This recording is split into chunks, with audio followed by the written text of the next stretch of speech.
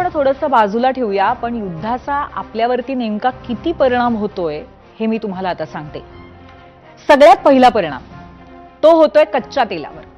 फेब्रुवारीमध्ये $67 प्रति बॅरल असे दर होते, ते आता $103 वरती पोहोचलेत.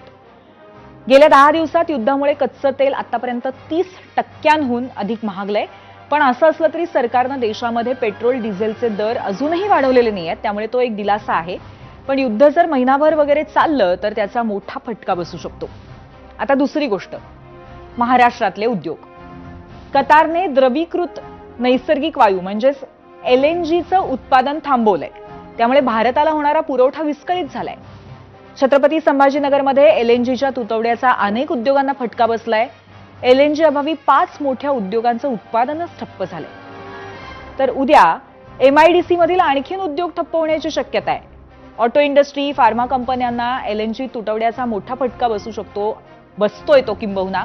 MIDCला दररोज 250 ते 300 मेट्रिक टन LNGची गरज आहे, मात्र युद्धामुळे पूर्णपणे ते विस्कळीत झालेलं आहे.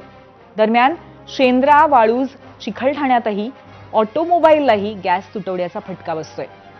याशिवाय LNGच्या तुटवड्यामुळे स्टील कंपनीमध्ये युनिट बंद पडण्याच्या मार्गावर आहेत. इतका मोठा परिणाम महाराष्ट्राच्या उद्योगांवरती आधीच या 10 दिवसात व्हायला लागलाय.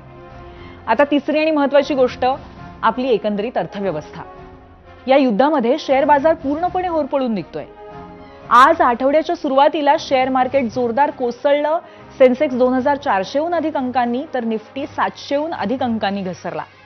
आणि या पडझडीमुळे गुंतवणूकदारांचं दिवसाभरामध्ये 12 लाख कोटींचं नुकसान झालंय.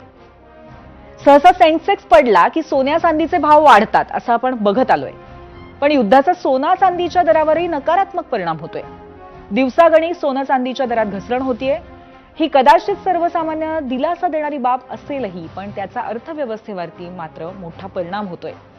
आजही सोन्याच्या दरामध्ये 1500 रुपयांची घसरण झाली असून सोन्याचा दर प्रति तोळा GST शिवाय 1,59,000 आलाय आणि चांदीच्या दरात घसरण होऊन चांदी 2,66,000 घसरली आहे. आणि आणखीन एक मोठा परिणाम झालाय तो विमान सेवा पुरवणाऱ्या कंपन्यांवरती.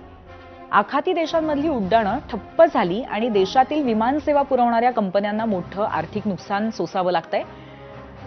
आता हे सगळे परिणाम होत असताना मुख्यमंत्री फडणवीसांनी एक इशारा दिलाय. हा इशारा नेमका कुणाला आहे आणि काय ते पहा.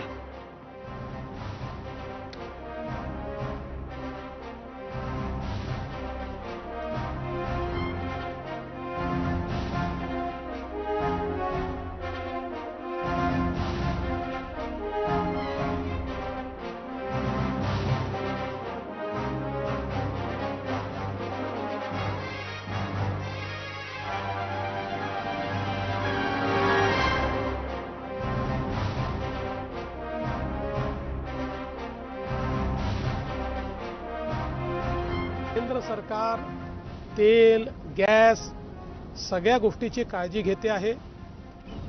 आंतरराष्ट्रीय परिस्थिती आपल्या सगळ्यांना माहिती आहे, तरीही कुठेही तुटवडा पडू नये म्हणून सर्व प्रकारच्या उपाययोजना चाललेल्या आहेत. कोणीही अफवा पसरवू नये, कोणीही अफवेवर विश्वास ठेवू नये. अफवेवर विश्वास ठेवून जर साठेकरण आपण सुरू केलं तर परिस्थिती खराब होईल. त्यातनं डिमांड आणि सप्लाय हे जे काही सूत्र आहे ते सूत्र कुठेतरी गडबडेल. आणि म्हणून माझी सर्वांना विनंती आहे, कुठल्याही अफवेवर विश्वास ठेवू नका. तर मुख्यमंत्र्यांनी आवाहन केलंय की कुठल्याही अफवांवरती विश्वास ठेवू नका.